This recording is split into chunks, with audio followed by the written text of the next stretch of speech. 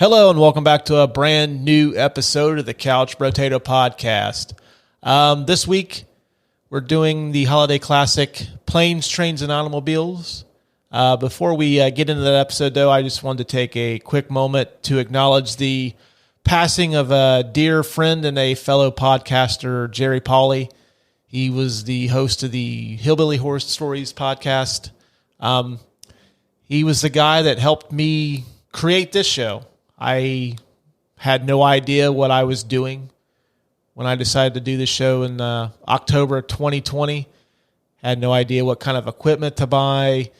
Didn't know how to get it on Apple and Spotify. My wife suggested I reach out to Jerry. Said that he would be a guy that would give me some help. And I was a little hesitant because I didn't know this guy. I thought, like, why would this guy waste his time to help someone like me? But I decided to take the plunge. Jerry spoke to me for over an hour. Pretty much gave me all kinds of helpful hints. Taught me how to, get the show off the ground, what I needed to do. And through that, he was one of my biggest cheerleaders. I talked about quitting doing the show a couple different times, and he always reached out to me, told me to keep going, that even 20 episodes in, that I was more successful than more than half the people that do podcasts, because usually the statistics show that most people quit doing them after a couple episodes. So I was already more successful than 75% of the people that do this. So now we're, I think, close to 200 episodes in. So, and Jerry was my friend. Jerry and his wife, Tracy, are probably two of the most awesome people I could have ever met. Genuinely nice people, always there. They always wanted to help. They were just genuinely good people. And the world lost a great guy today. So wasn't in the mood to do this at first, but thought that maybe Jerry wouldn't want me to not do this because of what happened. So, kind of a sad day in the Couch Brotato universe, especially on a day where you're with family, with friends, celebrating that. I lost a good friend today. So if you get a chance, check out his show. It was a great show. It was a paranormal ghost show. Great show. Also, if you have a couple bucks to spare, there's a GoFundMe, which I will put a link in the show description if you want to help out his wife, Tracy. She's really going to need as much support as she can. So really appreciate you guys and gals if you could do that. So, I'm not going to be the most vibrant on this introduction, but without further ado, we're giving you Planes, Trains, and Automobiles right now on the Couch Brotato Podcast. Steve Martin and John Candy just met. Flintstones, meet the Flintstones. They have nothing in common, except the next 72 hours. Stick with me. Do you feel this vehicle is safe for highway travel? Yes, I do. Steve Martin, Where's your other hand? John Candy, Between two pillows. Planes, Trains, and Automobiles. Those aren't pillows.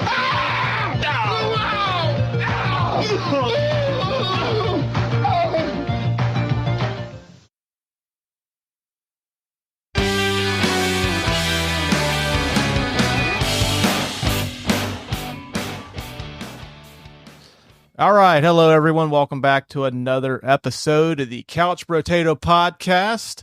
With me, as always, is my co-host and amigo, Adam. Adam, how was your Thanksgiving? Well, I feel like I could sleep for probably 1,000 hours now. I am full. Well, can you make it through like at least another hour and some change so we can record this episode? Because it's been a trial, to say the least, to even get to this point. Indeed, there have been many things that have popped up.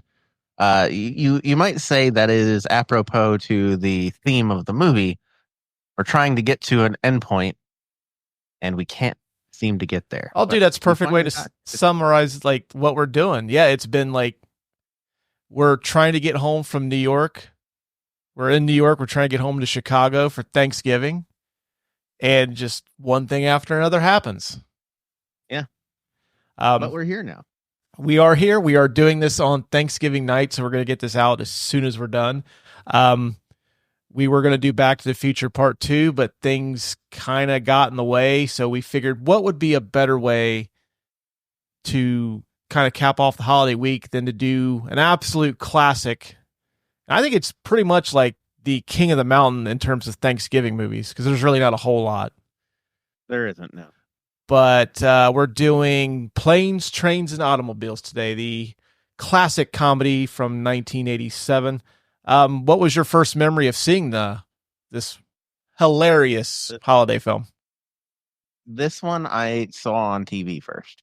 And I feel like I say that for a lot of movies. Sometimes it's VHS, other times it's TV. Well, I think because it's from 1987, so you were a wee little. You weren't even born in 1987, were you? No, not in 87. No, you were just been a thought for a few years. Yeah, your mom and dad were just waiting for you to get here. They were dreaming of the day you would get here. Right, and I didn't have to take a plane, train, or automobile. Right.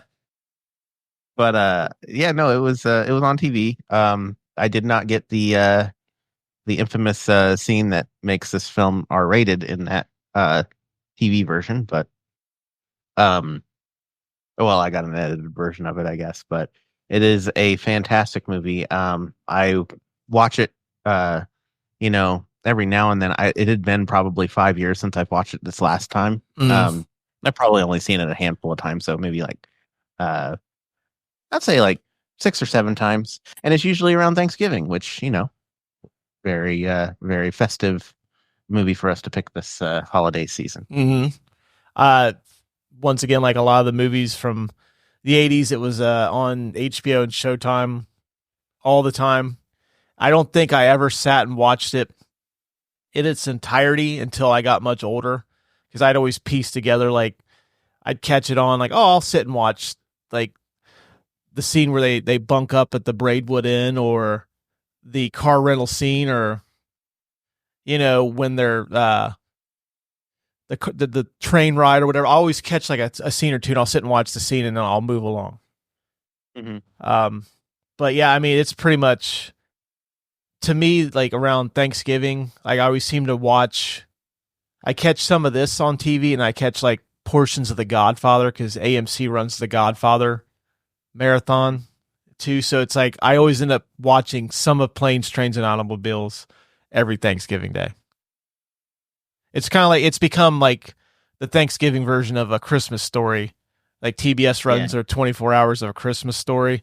I always catch at least 25, 30 minutes of Planes, Trains, and Automobiles. And as a matter of fact, right before we recorded, I was watching it on CMT as we got ready to do this. And I got through like 40 minutes of it. Hey, it's Thanksgiving Day. No better time to watch it. What makes this movie so special to you?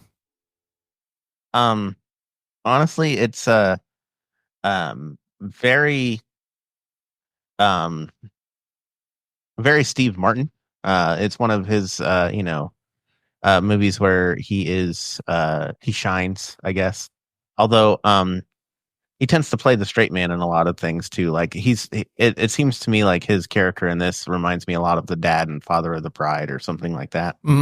Where he's the straight guy, just straight man trying to be serious, and all of the comedy stems from the other guys in the movie. So yeah, he's playing against type though. He's generally kind of a decent person, but in this one he's a fucking dick.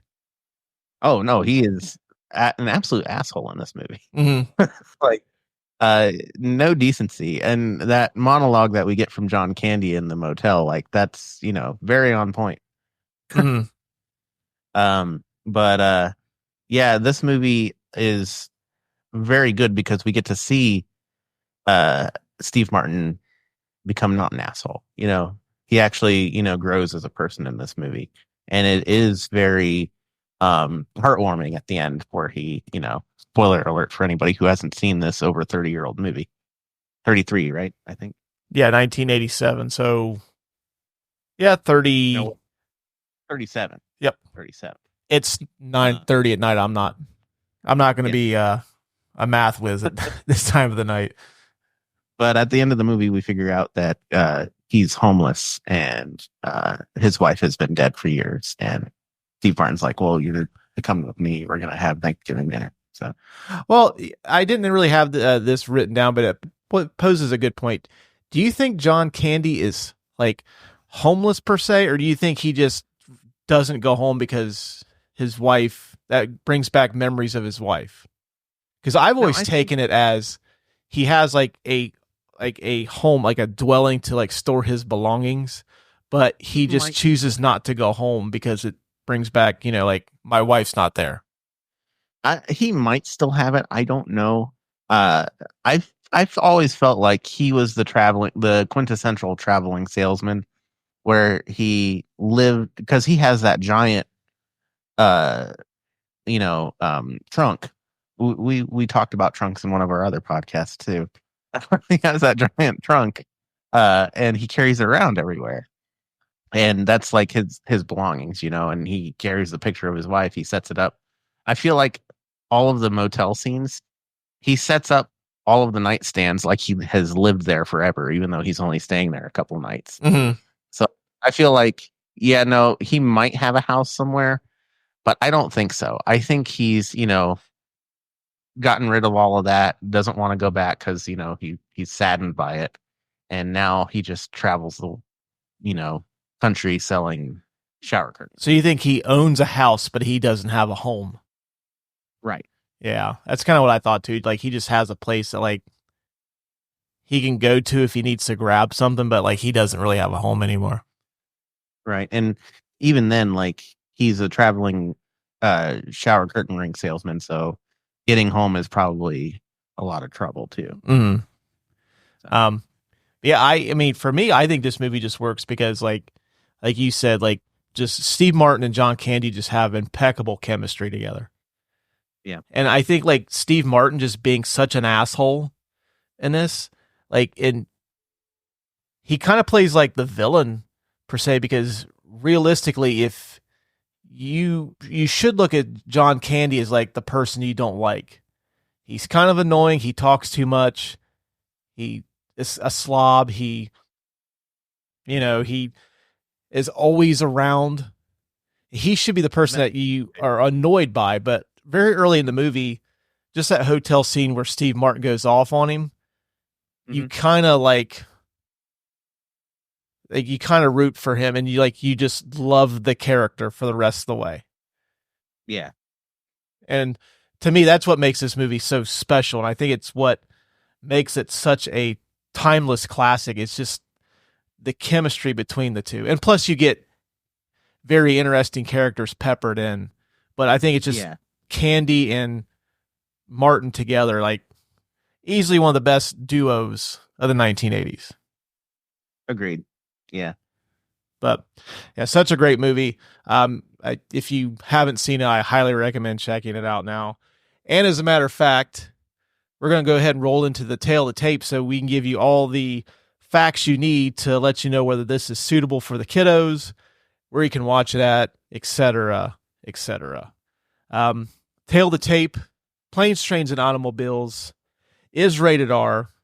It stars John Candy, Steve Martin, Layla Robbins, Michael McKean, Dylan Baker, and Edie McClurg. McClurg? Yeah. I don't know. It wouldn't be an episode unless I fuck somebody's name up. This was released on November the 25th, 1987. Directed by John Hughes, which for a writer-director, can't think of too many guys that are on the heater that he's on. Right. I think this is the follow-up to Ferris Bueller's Day Off. Oh, yeah. Which another iconic 80s movie, which still trying to figure out why we haven't done that one yet. Yeah, we should probably do that. Yeah, let's put it in the 2025 to-do list. Okay, sounds good. Rotten Tomatoes score 93% from critics, 87% from audiences. The consensus was, thanks to the impeccable chemistry between Steve Martin and John Candy, as well as a deft mix of humor and heart, Planes, Trains, and Automobiles is a hilarious, heartfelt holiday classic. Box office was $15 million budget and grossed $45 million. 21st highest grossing movie in 1987. Didn't win any awards, and you can currently stream this on Paramount Plus. Which that's a fairly decent fairly decent return for the budget that it had. I mean, it wasn't like a blockbuster by any means, but yeah, I was just going down the list of the highest grossing movies from 1987, and I was comparing it to, say, like this year, and just just inflation, just it blows my mind that right now I think, what is the highest grossing movie of this year so far? Is it Deadpool and Wolverine, or is it Inside Out 2? I think maybe Inside Out 2. Well, either way, both those movies have done over $500 million just in North America alone. And I think 1987, I think the highest grossing movie of that year is like a little over 100. Yeah. But then you adjust for inflation. It's probably way more than that. I don't know if it gets up to the 500 million, but no, I can't see it. I'm actually going to look that up, see what the highest grossing movie of 1987 was. I'm sure it's going to be something that catches me completely off guard. Beverly Hills Cop 2. Oh, nope. Check that. 3 Men and a Baby was the highest grossing movie of that year. Oh, okay.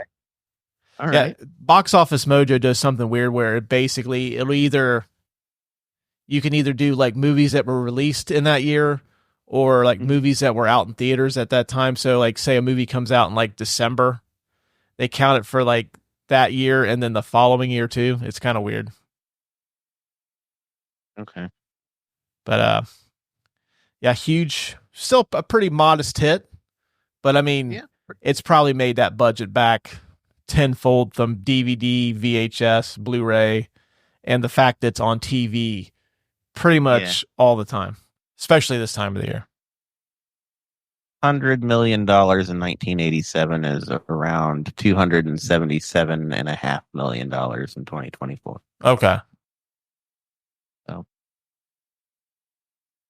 So yeah, it's to the 500 million, but yeah.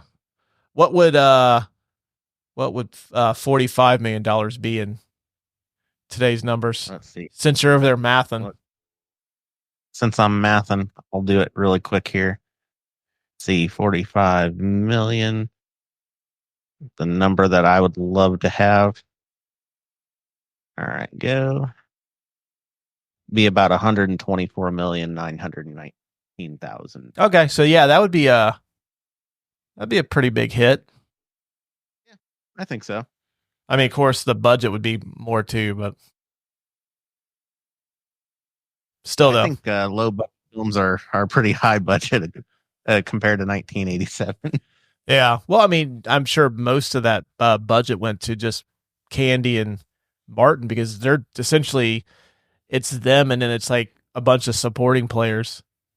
Yeah, and then like half of the scenes are filmed on empty highways. Mm-hmm. Yeah.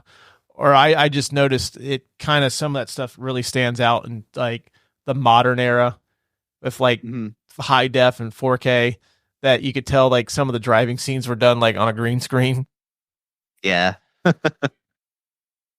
Especially those ones where Steve Martin is like inching himself down the hill in the snow, trying to get back to the airport, and the cars are whizzing by, and they're going by way too fast. Those aren't even cars. I don't know what those were. Yeah, it's almost like they just took footage from like a NASCAR race and incorporated it in.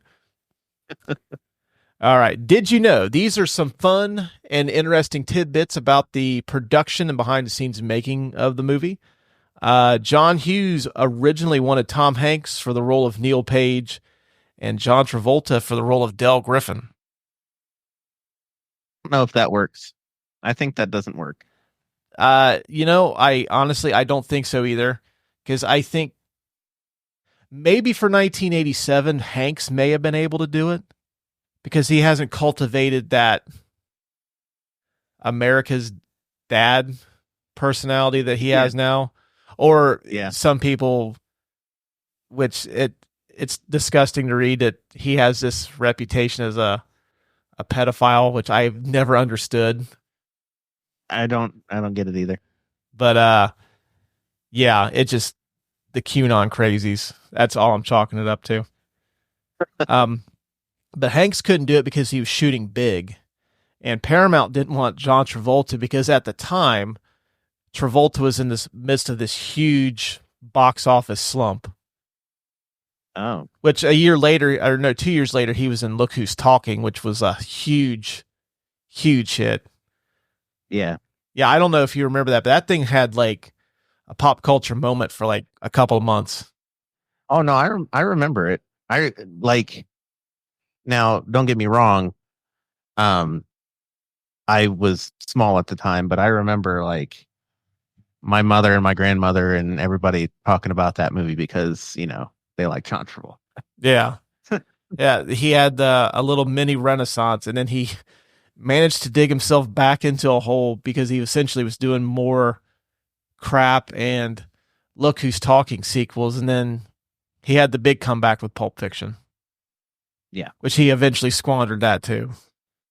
Which you can also listen to on wherever you get your podcasts. You're on the Couch Brotato Podcast. That's right. 17 minutes, lagging a little bit on the cheap plug of the week. Right. Maybe we should just make that a category going forward, just the cheap plug of the week. Steve Martin was convinced to join the production after favoring two scenes he had read from the script. The seat adjustment scene in the car where they're traveling after Dell and Neal reunite after the whole car rental debacle, and then the fuck tirade at the car rental desk. Those two scenes apparently won Steve Martin over, and he was in after that. Fantastic scenes, both of them. According to the editor Paul Hirsch, the original cut of this movie was 3 hours and 40 minutes.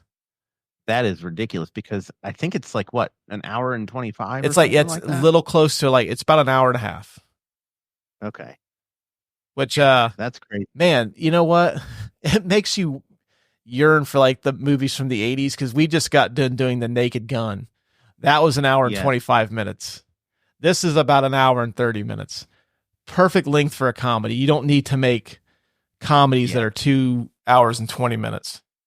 Honestly, if you can fit a drama in an hour and a half, like, good on you. That I don't think that exposition and like drawing out long movie times just because you need to explain something is, if you're a good storyteller, you can do it in an hour and a half.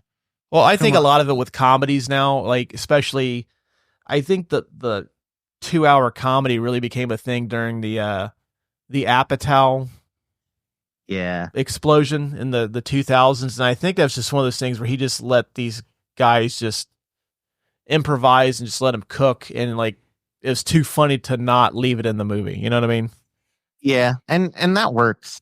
But when it's not, some of those movies don't necessarily like the plot isn't really the thing that you're there for.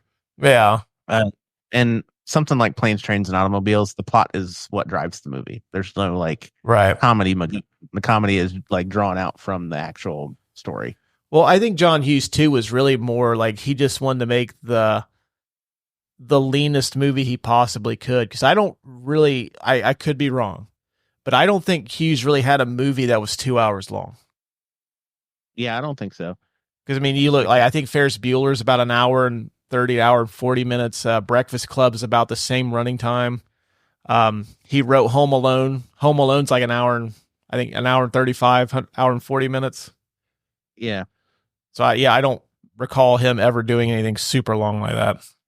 And with every single one of them, I think the runtime is perfect. Honestly, yeah, all those movies that you listed. So yeah, you can actually do a Naked Gun Planes, Trains, and Automobiles double feature in close to the amount of time it would take you to sit through one screening of Wicked right now. Yeah.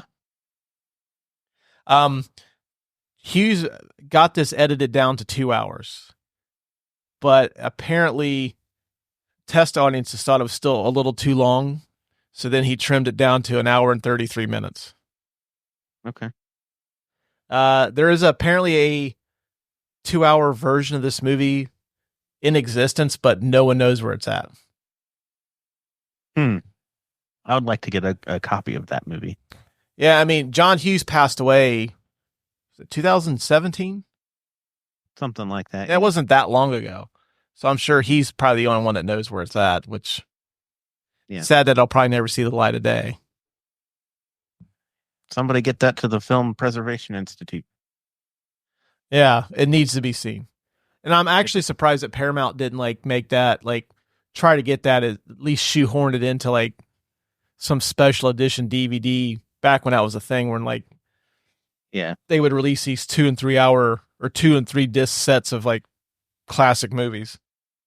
Hey, it wouldn't be bad. I mean, they still do physical releases of movies. You just don't hear about them as much. Mm-hmm. It wouldn't be bad if they had the 40th anniversary one coming up, just put it out there. Or put that version out in theaters. Cause Fathom Events does those special screenings of movies. Just do that. I would watch it again in theaters if they added all that extra stuff in there. In an interview, John Hughes says that he was inspired to write this story after an actual flight he was on from New York and Chicago got delayed. The flight actually diverted him to Wichita, Kansas, and it took him 5 days to get home. Oof. Yeah. Apparently, that interview was conducted on the Those Aren't Pillows DVD. That's, I guess, part of the special edition Planes, Trains, and Automobiles set. The film's original ending had Dell following Neal home, but Hughes decided in the editing process that Neal should take the hint and let Neal go home alone. And of course, I think it works better that way, where he ends up circling back and he pieces it together to this whole time. Yeah. Dell doesn't have a place to go. Yeah, I think it does better for his character. Yeah, it's kind of it redeems him in the end. It does.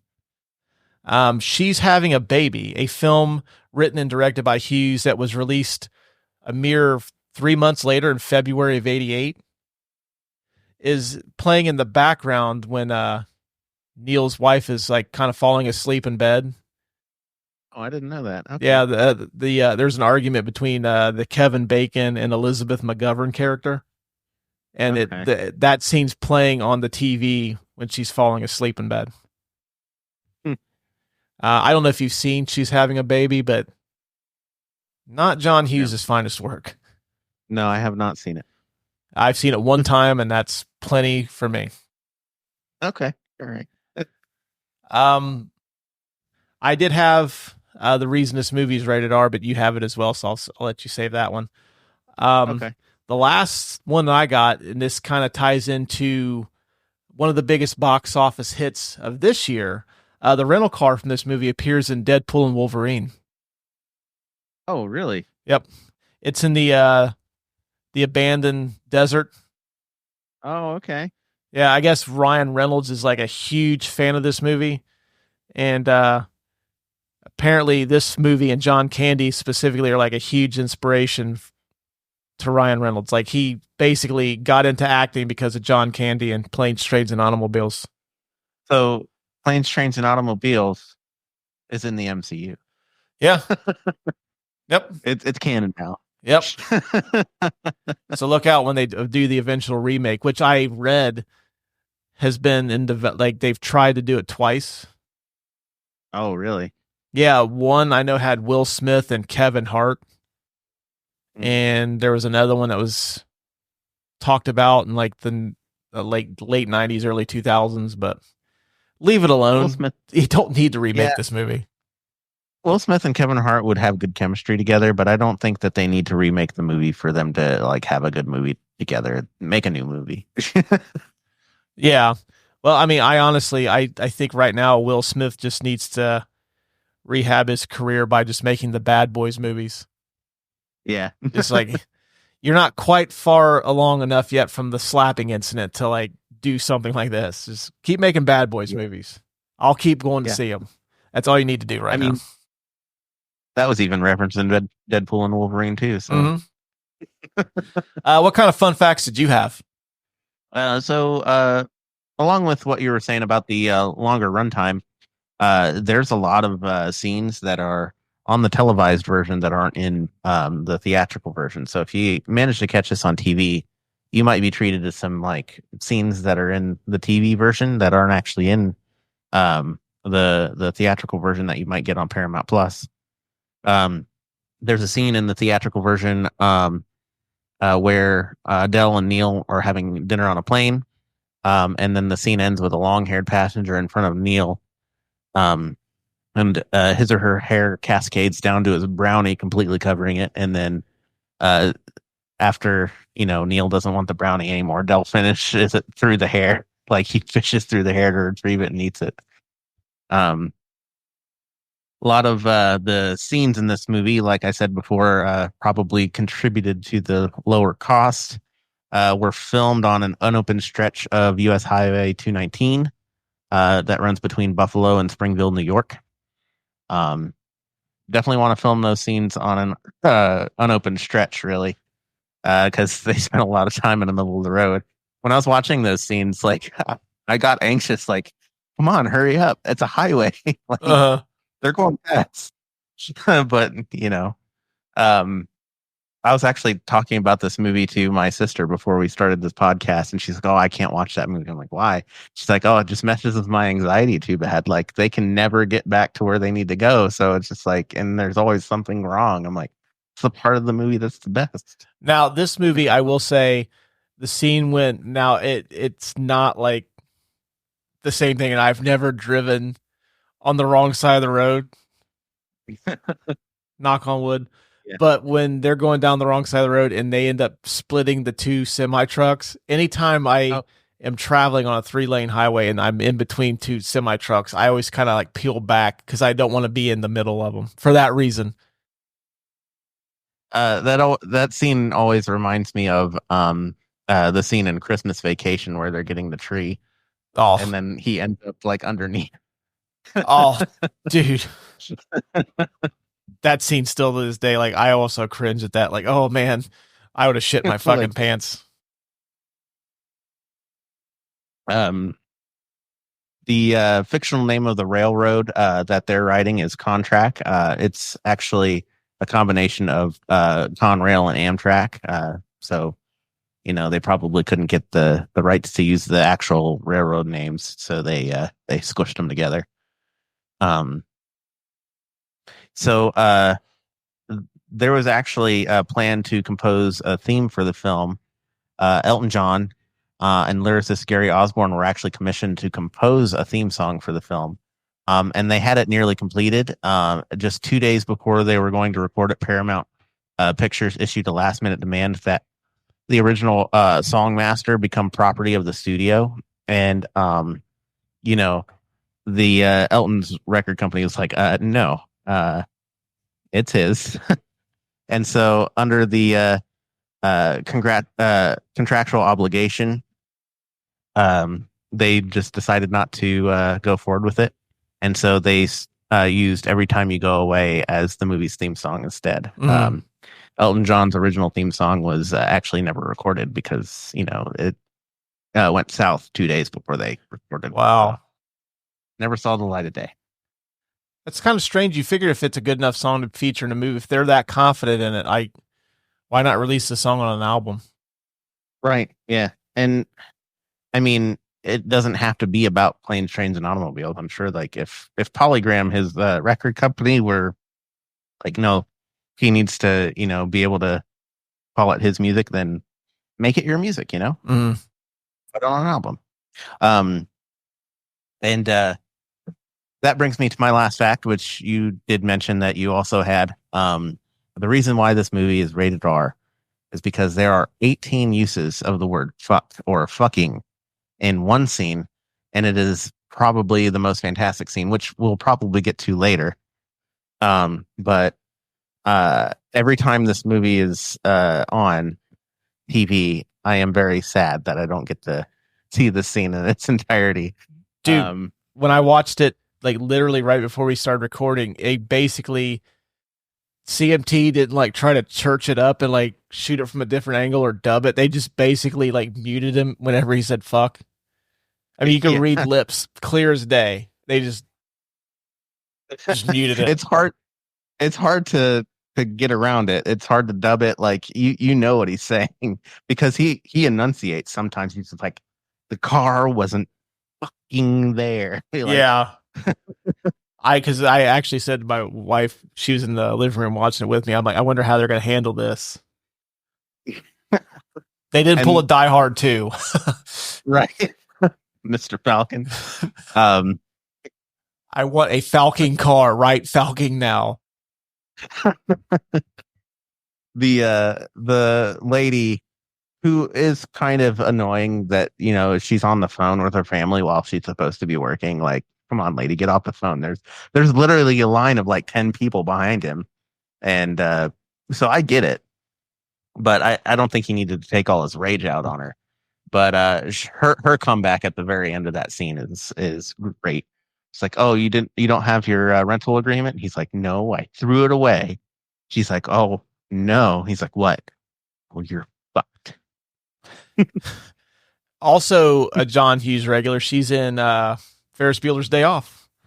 Yes, she's pedophile principal Ed Rooney's secretary. Well, no, Ed Rooney's not a pedophile. The actor plays. Yeah. But that is all the fun facts that I have. Oh, I actually have an addendum to that last fact. Even though there are 18 uses of that word that make this movie rated R here in the United States and other places, it's still rated PG in New Zealand. So, yeah, they don't give a shit about that stuff in New Zealand. You mean they don't give a fuck? Yeah, they don't. They do not give a fuck about that in New Zealand. It's like, just part of the normal lexicon, mate. That's New Zealand accent's horrible. Disregard that. I'm going to cut that out. Hey, that's fine. But now that you mentioned the car rental scene, that's a perfect segue into the Martin Scorsese This Is Cinema Award for the best scene in the movie. It's got to be the car rental tirade. It is. It's the car rental tirade. I love it. Now, honorable mention to the motel scene. I like it. But man, the car rental tirade is great. Just hits all the right notes. Because I think everyone has been that upset at something that you paid for and it doesn't, like, whether it's not there, it hasn't arrived on time, it's messed up or it's defective. Everyone has dealt with that where it's an incident where you are just so like everything's going wrong. And then there's that one thing that like you expect to go right and it's completely fucked up. Now, working in retail, and I know that you can probably vouch for me too. Like, I get wanting to yell at the person that's in front of you. I get it. Like I would want to yell at whoever I can yell at, but I kind of feel bad for the people that get yelled at too, because more often than not, it's not their fault. Oh yeah, the customer service people are like they're on the front lines. They're like the ones waging the war with customers, man. Like, yeah, I mean, we did that whole song and dance for years, and that is why I didn't do customer. Like, that's why I wanted out of doing customer service, was for that. Like, I just can't handle someone yelling at me that for something that's not my fault. Like, I can't help it that this particular thing is not working. I didn't make it. We don't make this shit in the back. Like, we just have it come in, and there's nothing we can do. Right. Oh man, there are stories that we could tell. Yeah. To be honest, yeah. What I like about this scene too is like I had seen Steve Martin and stuff prior to this, and even like movies he's been in after. I don't think I've ever heard him swear, and if he's sworn, it hasn't been to this extent before. No, I mean he's pulling like he's just letting the F word fly, and like sort of thing, like Eddie Murphy or like Richard Pryor, like the guys that I found, like, I absolutely adored as a kid for those reasons. Like Steve Martin is doing this. Yeah. No, and the fact that you said that he this scene was one of the reasons he agreed to do it, like that's awesome. Yeah, it kind of makes like, oh, I get to play against type. Like let's do it. But yeah, I'm with you, man. It has to be this scene. Like it's the scene whenever I watch this, is like I'm looking forward to it the most. And there's a lot of really great moments and really funny scenes in this movie. It's like, man, like, come on, let Del and Neal split ways at the diner so we can get to the fucking rental car scene. Yep. But yeah, the honorable mention I would, for me, would have to be the scene where they're in the car and Steve Martin's driving for a while, and then he gets into the seat so John Candy could drive, and John Candy's fucked up the seat, and it keeps like it won't cooperate, and like it pushes Steve Martin all the way as far as it could. And then like after Steve Martin's asleep, that song "The Mess Around" comes on. And I've done this before where like Candy is just like in the pocket, like playing like air keyboarding, smoking a heater. Yeah. Yeah, that's a great scene. And then of course like he's going the wrong way. Like it leads into like he's trying to get his jacket unstuck from the seat, and it leads him to drive. Eventually it leads him to going the wrong way on a highway, getting sandwiched in between the two. Yeah, I love that scene too. But yeah, it's got to be the car rental scene. Yeah, car rental scene for sure. Quick side note on the seat scene though. Now I'm not like, I'm not a baby or anything. I've seen some things. I'm in my 30s. I'm in my late 30s. Well, middle 30s, I'd say. Don't worry, ladies, he's taken, so don't even waste your time. Yeah, I am taken. I've been in plenty of cars that were made in the 80s. I don't remember one of them having a motorized seat. Do you? Yep. I certainly do. Okay. My cousin had a Chrysler LeBaron. Like, yeah, because my cousin got his car. He's the same age as I am. And I kind of grew up, let's just say, not well to do, so I didn't really have a car until much later.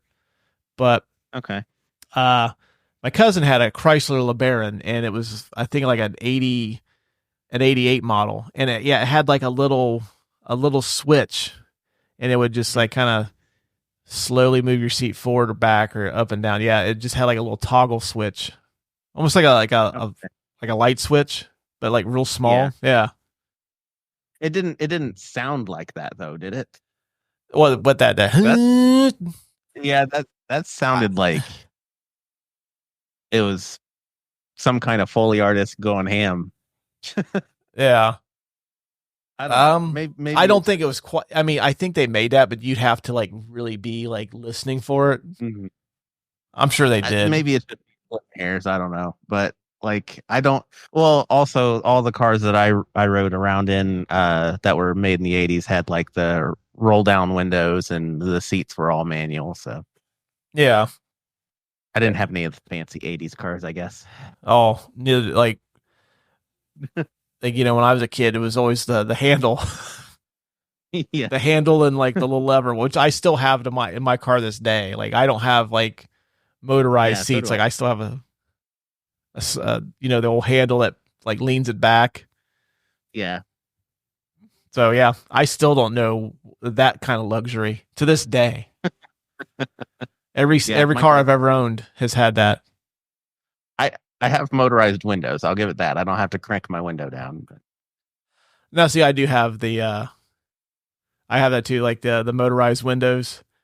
Yeah. But my first car had those, and man, like, because I used to smoke cigarettes, that was like a pain in the ass, like trying to roll those down. And then like if you're driving, if it's cold, yeah, and you're like, you have to throw the cigarette out, and then you have to roll it back up as you're driving. It's such a pain in the ass. Yep. But see, like I quit smoking by the time I got like the motorized windows. So you never knew that luxury. No, I didn't. Yeah, man, like such good stuff. But yeah, I think I think we're in agreement that it has to be the car rental scene. But yeah, like that scene's great. Car rental. The I even like the exchange where Dylan Baker comes to pick him up. That's great too. Which I think we might get into Dylan Baker here shortly, but yeah, car rental scene's got to be the winner though. Car rental scene it is. The Andy Dufresne "Get Busy Living" or "Get Busy Dying" award for the best or most quotable line from the movie. What did you have?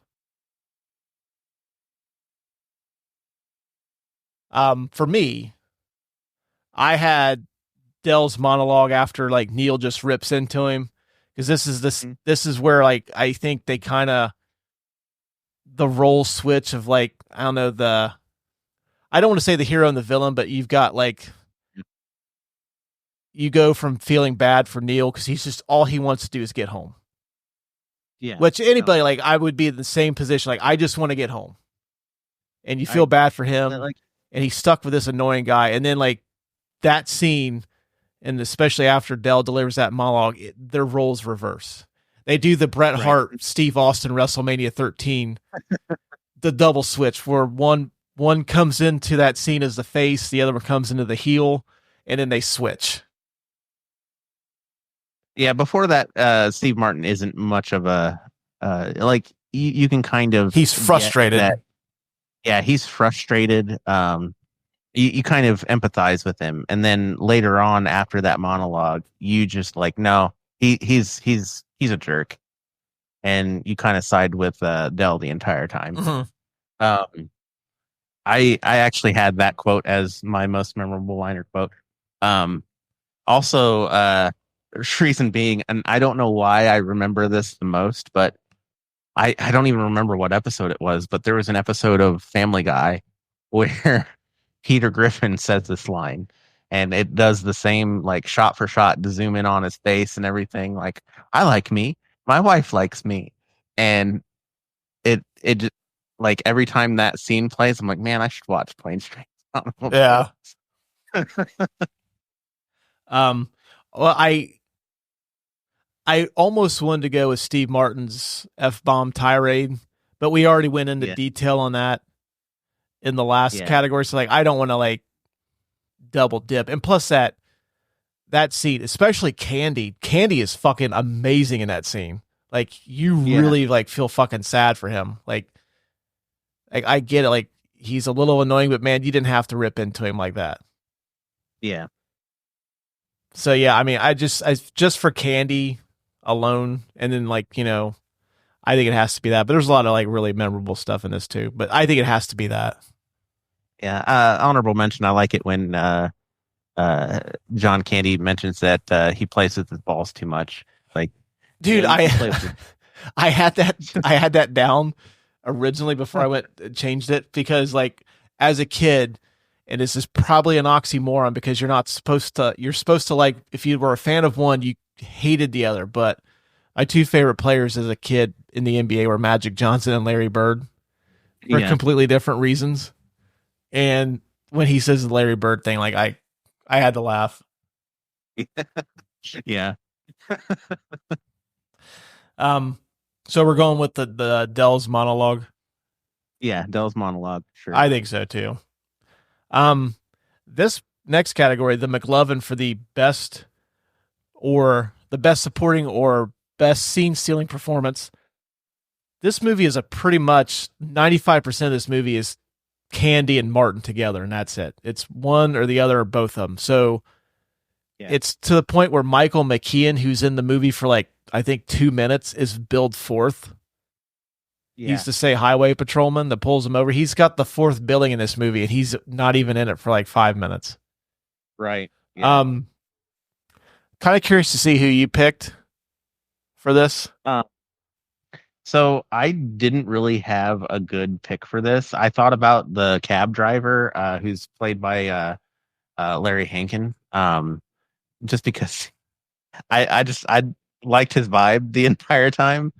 But I couldn't think of anybody who was in the movie long enough. I liked the customer service lady at the airport, at the car rental. She was great. I'd probably have to give it to her. to be honest, Mm. because she embodies that customer service vibe, and she has the same kind of attitude in every movie she's in, where she's like super nice, but like, Bubbly. don't, yeah, bubbly, but don't mess with her. 'Cause Yeah. she's got some fight. Yeah. I had Dylan Baker Oh, okay. as Owen. All right. I think that was his name in the movie, Owen. When I was watching it a little bit ago, like I think that was the scene. Yeah, that was one of the last scenes I remember before I got set up to do this. Man, I don't know what it is, but like he's so against, like, if you know who Dylan Baker is, he's a character actor. He's kind of known more for playing like suit and tie type of people, like businessmen or doctors, or like, you know, people that are like white collar. And he's playing like more of a, I guess, to be generous, a blue collar person. He drives a kind of a beater pickup truck. He's got tobacco stained teeth. And I don't know what it is, but like when he's like kind of having the nasal issues where he's like kind of sniffing like drainage, he just kind of makes his face. The snort that he makes when he makes that face is just like every time it gets me. And I can't tell you how many times I've seen that particular scene, but when he goes to shake hands with Del and Neal, he shakes Del's hand, and then as he gets ready to shake Neal's hand, he spits, and not all of it goes out, and he's got slobber on his face, and he wipes the slobber off with his hand, and with the same hand goes to shake Neal's hand. Yeah. And I had never caught that until tonight, and I'm like, oh man, and then when he tells his wife to get out of the pickup truck to help get the trunk into the back of their truck, and then he says that they had their first kid sideways. Yeah. I'm like, okay, yeah, that's my pick, because I had Edie McClung. I'm sure I fucked her name up again. McClurg. Yeah, the rental lady. Yeah. I'm probably gonna call her something else. If she gets brought up again, I'll probably give a completely different last name for her on this one too. But yeah, she was my pick, and then I watched it again, like, okay, it's got to be Dylan Baker. You know what? You saying that, you've convinced me. Like, she's great and all, but man, that was a good scene. Yeah, Dylan Baker, I think. Yeah, for sure. Now this next category, I had two. The Dean Winters, hey, who's that guy or gal? Award for the performer you've seen in something, but you don't know who they are. My first nominee is Martin Ferrero. He plays the hotel clerk. I don't know the second hotel, but it's after. Yeah. It's when Martin has to negotiate. He gives up his watch to get a room. Yeah. You've seen that guy. He was the slimy lawyer in Jurassic Park, which you can also listen to our episode on Jurassic Park wherever you get podcasts. Second cheap plug of the episode. He was in Get Shorty, another movie. I don't know why we haven't done it yet. Absolutely adore that movie. Good movie. He's in Heat, another movie. I don't know why we haven't done it yet, but we need to at some point. All those movies. And he was in Miami Vice. Great television show. And my second nominee is Lyman Ward. He's plays John. He's Steve Martin's partner. Or he goes to that advertising pitch at the beginning of the movie. Probably remember him best as Ferris Bueller's dad, Tom, in Ferris Bueller's Day Off. Yep. Now, I had Martin Ferrero for this. Oh, dude, the minute I seen who it was, I'm like, I know who Adams got. Yeah, that's exactly who I picked. I was like, oh, yep, there's I never have a nominee for this category, and I was like, there he is. Yep, that's my nominee. But when you said the cab driver, what'd you say his name was? Larry Hankin, I think his name. Yeah, he's in Billy Madison. He's the Carl. Yep. And then he's also if I'm not mistaken, I think when they in Seinfeld, when they get the television show, the pilot greenlit, I think he plays the Kramer character in the Seinfeld television show that Jerry and George wrote. Yeah, he was the cranky old crazy neighbor in the sitcom Friends as well. Oh, was he? Mr. See, I'd never seen Friends, so yeah, he was another one that I thought of, but like no, I have to pick Martin Ferrero. yeah, we'll give it to Martin Ferrero, just because he's Right. in Jurassic Park and he's in 2 movies that we still need to do. Exactly. What was your most 1987 moment from this movie? Oh, I don't know. He uses a payphone. That's pretty 1987. Let's see what else. Just the amount of smoking indoors. as Oh, well. dude, that was mine. Back in the 80s, you could smoke in restaurants, you could smoke on a bus. I mean, smoking was just like universally accepted anywhere. Like, oh, okay. And then eventually they've separated the smokers from the non-smokers, which really made no sense to me because the smoke's still traveling. It's just not as in your face. But yeah, it's just the amount of smoking in restaurants and like on a bus. I mean, those 2 people that Steve Martin and John Candy are like watching make out, literally like seconds later, smoking right next to them. Yeah. And now you can't even do that. It's like I love how they had like they both had cigarettes in their mouth and they were like looking just straight up at the ceiling. Mm-hmm.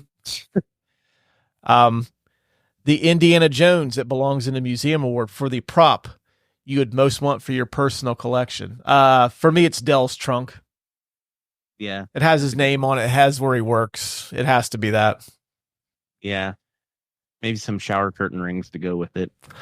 I also thought about one of Neal's burnt credit cards Yeah. because you can kind of make out what one of them is.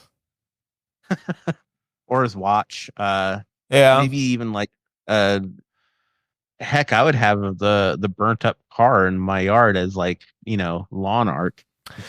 If it met the criteria for what we do here, the burnt car would definitely be the winner. But I don't we can't fit it into the living room. Well, you could. We can fit it in the living room. But yeah, no, you're right. I always like to pick the vehicles and I can't. I want the vehicle. Yeah. But I think like the trunk or even like the watch would be cool. Yeah. Or the burnt credit card. But I think if you were someone that knows this movie, the trunk would be the thing that you're like, okay, yeah, that's a trunk from Planes, Trains, and Automobiles. Yeah. I'm gonna, bonus fun fact. We're all the way back in fun facts, but when he trips over the trunk's in the back of the cab, and he steals the cab, and it zooms off. There's actually a couple of shower curtain rings in the puddle that he's landed next to. Yeah. See, I never picked up on that. I always pay attention to like I just noticed this a couple of years ago when I seen it that it had his name on it and where he worked. I never knew that. Yeah. Or never paid attention to it. John Williams Award for Best Use of Music. I thought the soundtrack was pretty good. Yeah. It kind of has like a little upbeat, quirky type of motif. Actually done by our homie Ira Newborn, who did The Naked Gun, which we did last week. Yeah. So Ira Newborn's on a bit of a heater on our show. So maybe next week we'll just look up his IMDb and see what movie he did, and we'll just make it Ira Newborn. Like we'll just close out the year with Ira Newborn scored. But no, we're doing Back to the Future 2 next week. Yeah, we are. I picked Back in Baby's Arms by Emmylou Harris just because that scene's pretty great too. Mhm. Where they wake up in bed and they're kind of half out of it, and they think they're with their significant others, and it turns out they're sleeping with each other, and they don't know why one kissed them in the ear and then the other one's holding their hand, and then come to find out Candy's hand's in between Martin's legs. Yep. It's in between 2 pillows. Yeah, that song just sets up that scene perfectly too. So that's kind of like my pick. Yeah, that's good. I mean, I liked Every Time You Go Away as the theme. I don't know. I picked something and I went with it. I kind of wish we got that Elton John song, but the soundtrack is really solid in this movie, regardless. Yeah, I think so. I mean, it's a really good score, and but I don't know. I thought I'm actually looking up Ira Newborn now just to see what other movies he's done. Of course, he did The Naked Gun 2.5. Yeah. Oh, he did Ace Ventura, The Blues Brothers. Damn, this guy was on a fucking run. Maybe we can finish out the year. Dude, all right. He did Ferris Bueller's Day Off. Mm-hmm. He did Dragnet. I know a lot of people don't like that movie. I fucking love Dragnet, the 87 Hanks and Aykroyd film. He did Planes, Trains, and Automobiles, did The Naked Gun, Uncle Buck.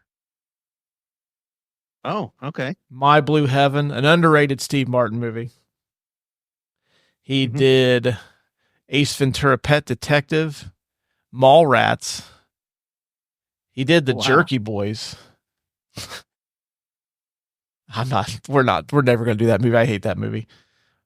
48 Hours and The Blues Brothers and Ace Ventura.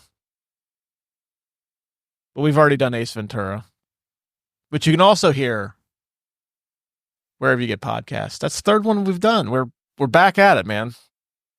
Yeah. We're rolling now. Doesn't take us long. Yeah. Hall of Fame. This is for career achievement in film. Steve Martin. No, I don't think this is a Steve Martin Hall of Famer. What would you think would be like on his Hall of Fame? Oh man. Now, see, I would pick movies that I like, but like, Three Amigos or Roxanne is great. Love Roxanne. Damn, I forgot about that one. That's a good one. Oh man. I think for me, I think it boils down to The Jerk. Oh man. Planes, Trains, and Automobiles. Parenthood, or Father of the Bride. I think those are like the four movies that, like, you probably, if you were to ask Steve, like, Steve Martin movie, those would probably be the four. Yeah. Although I had a discussion with somebody yesterday, it said the Pink Panther is what they knew Steve Martin for. I'm like, man, the Pink Panther, his version sucks. Yeah, no, the originals are way better. Those. But no, The Jerk is his Hall of Fame. It'd be the Jerk. It would be The Jerk. Yeah. What about John Candy? No, there's a lot of things that John Candy's done too. That this one would be, in top 5 probably. But like Uncle Buck, heck, he's in a lot of things too. Let's take a look, because it's late and I'm full of turkey, and I need the tryptophan starting to kick in. Right, I need to have some help here. Yeah, Uncle Buck, Spaceballs. Oh man, Spaceballs. Blues Brothers, even like Orange Whip, 3 Orange Whips, please. I fucking love that line. I don't know why it cracks me up, but it does.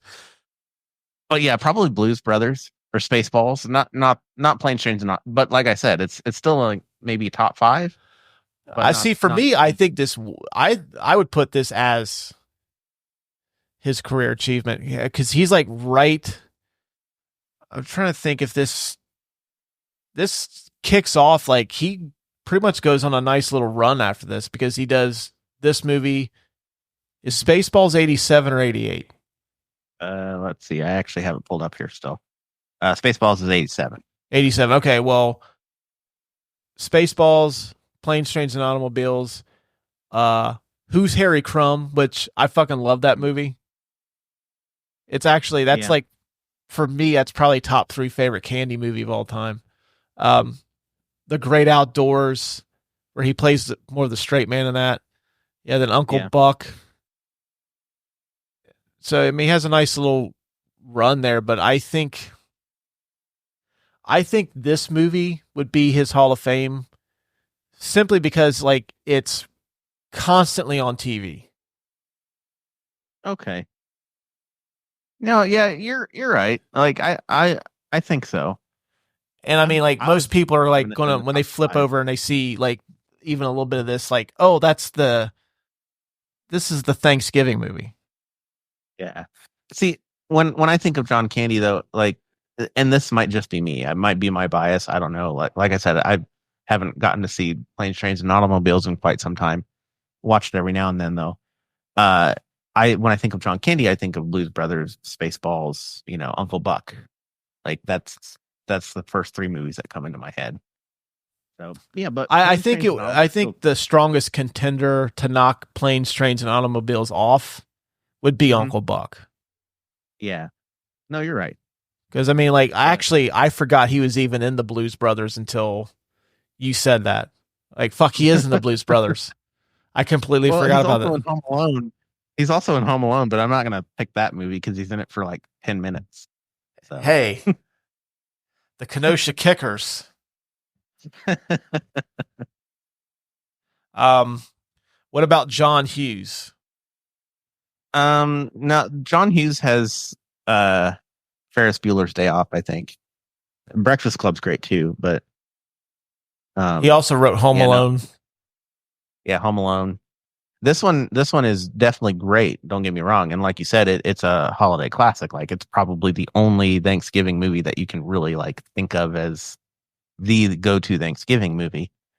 But when it comes to John Hughes, like those other movies outshine this one a little bit.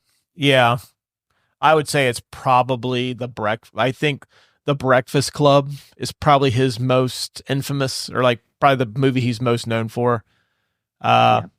I would probably put that one as like maybe number 3 or number 4.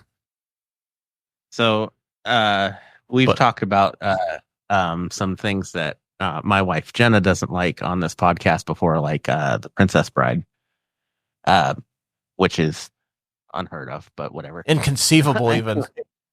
Inconceivable. You know She what? We're even gonna went do the to. fucking Princess Bride, and she's gonna sit in on it, and she's gonna talk about it. Oh, we should definitely do that. I am totally down for that. Yeah, it's happening. But uh, before I get too off topic here, the first time she ever saw The Breakfast Club was at my parents' house, and my dad actually has a one sheet. It's for those that don't know, a one sheet is the poster that they hang in the movie theater. It's actually the one that hung in our local movie theater here, and um, he put the movie on for us. We watched it, and she's like, "All right."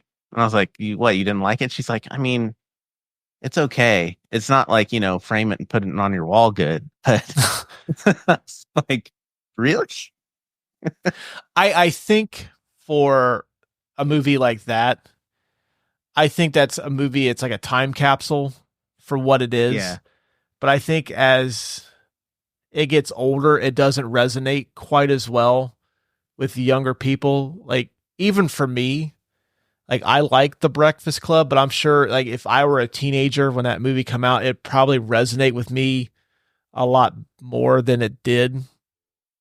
Yeah. Because like when I was a teenager, it would have been, I think that movie would have been like maybe 10 years old.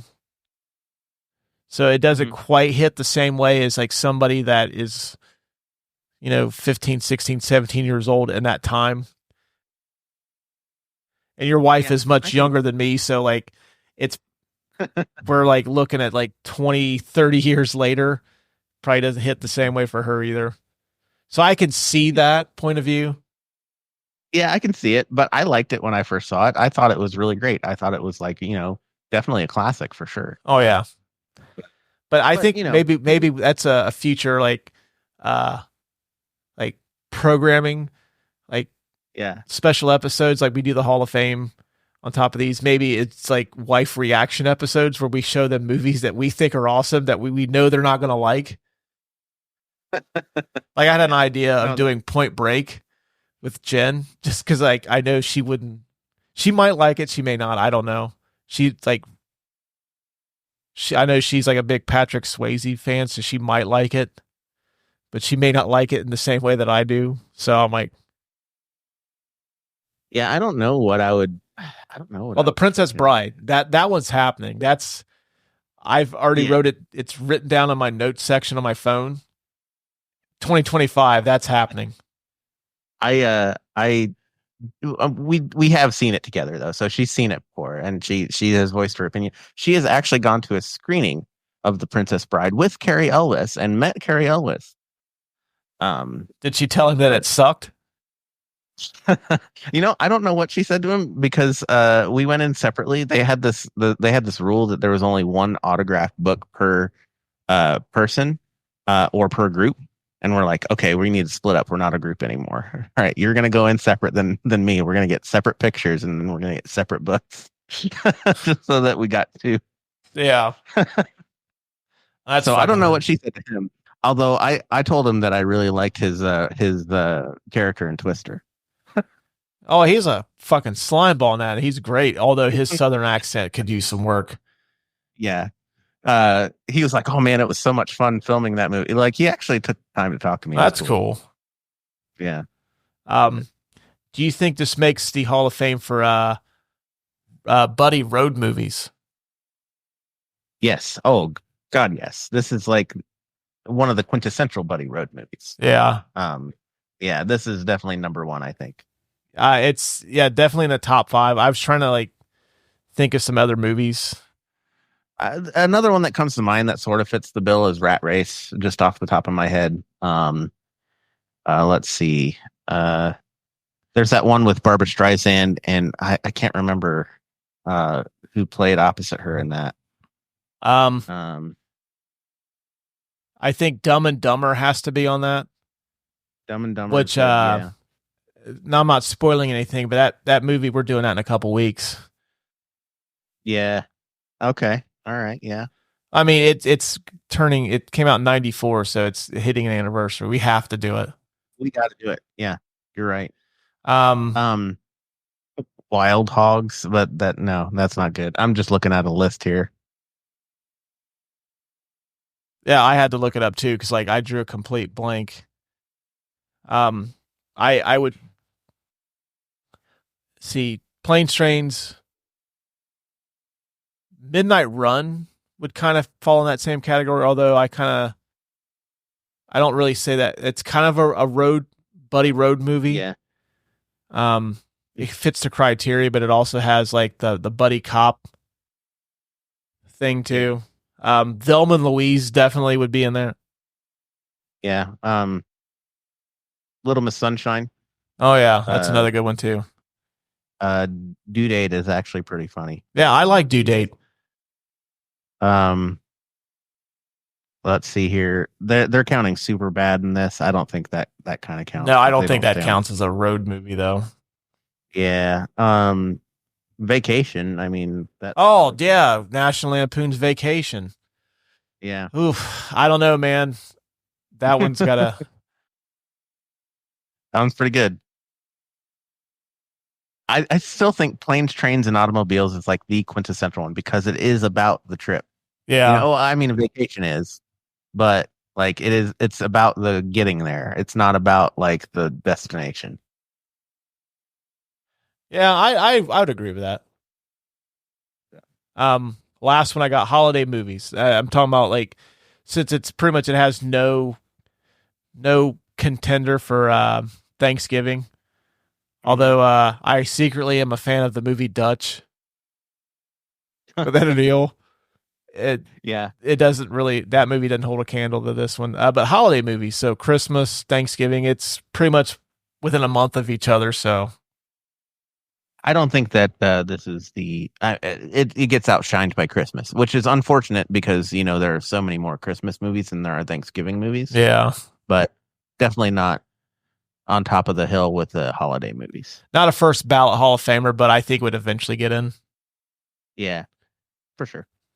Last category before we wrap things up, the Finding Forrester You're the Man Now Dog Award for the biggest life lesson you've taken from this movie. I would say try to be kind to people, because you kind of don't know what someone's going through or what, kind of life they're living. They could be going through some rough times. Yep. So even if they are annoying, it's try to put your best foot forward, because you don't know what they're going through. Or Yeah. don't throw away your rental car agreement because you don't know when you're going to need it. Also, even if it's a cheap motel, they have them. Ask for a rollaway bed. Just do it. Yep. Also, now I've been noticing on TikTok lately too, like people are fortifying their hotel rooms like a prison. They have all these like unique ways you can make sure that like no one can get in your room. And one of the kids from summer school robs them, which I had to do a double take. I'm like, fuck, that's I forget the two kids' names, but the horror movie fans from summer school, the Mark Harmon movie. Yeah. He's the kid that robs them. Oh, really? Okay. Fortifying the hotel room. Yeah, dude, like it's like a whole thing on TikTok. Like they have, you could put like a coat hanger in the doorknob and wedge it between something, and then they have like you put like a towel around like the bottom of the door, and like it's just this whole fucking thing. Just look it up. Like it seriously is like a whole TikTok trend. Now, don't get me wrong.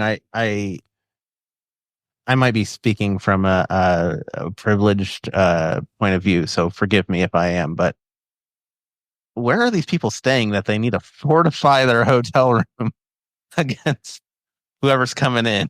Because you're obviously not staying at the right hotel. They're not staying at the Braidwood Inn. I do know that. Yeah, man. I don't know, but well, rollaway bed and fortify your hotel room. Yeah, watch TikTok before you stay in a hotel. It offers like peak hotel room security.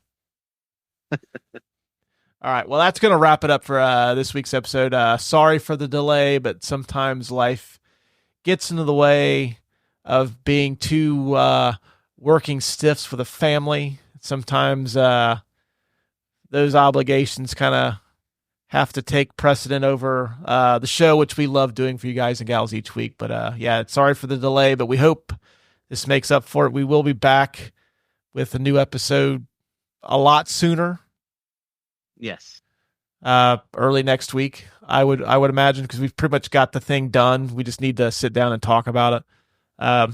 We're doing Back to the Future 2. That is coming next week, followed by Dumb and Dumber. And I don't know, we might close it out with some Ira Newborn jams. Yeah. Hey, I like it. Shine some love on one of the forgotten gangsters of movie scores from the 1980s. Right.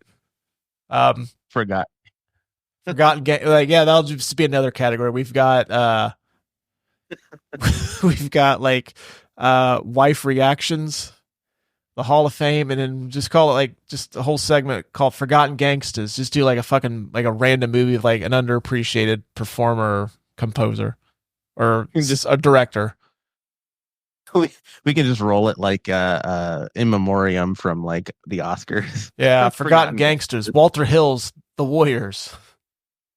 All right, but make sure you click on the show description. That gives you all the links to our socials. We are on Facebook, TikTok, Instagram, Twitter /X. Just added us to Blue Sky.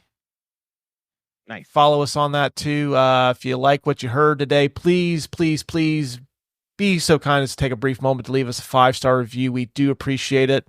Makes us a little bit more notorious in the search results. So please take a brief moment, leave us a review on Apple. You can also leave us a 5-star review on Spotify too. So we are on there. So until next week, we will talk to you guys and gals later.